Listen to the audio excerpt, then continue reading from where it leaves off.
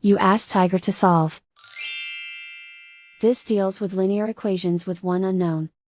The final result is u equals 93 over 4. Let's solve it step by step.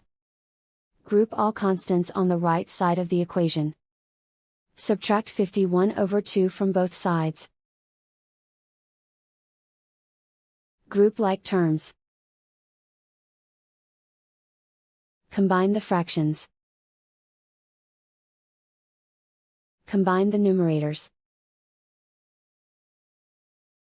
Reduce the zero numerator. Simplify the arithmetic.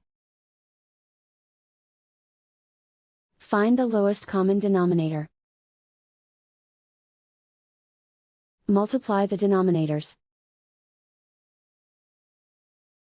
Multiply the numerators. Combine the fractions. Combine the numerators. Convert the u into a positive number. Multiply both sides by -1.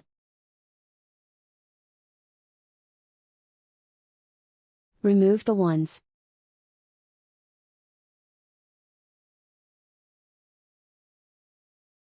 And so the final result is u equals 93 over 4.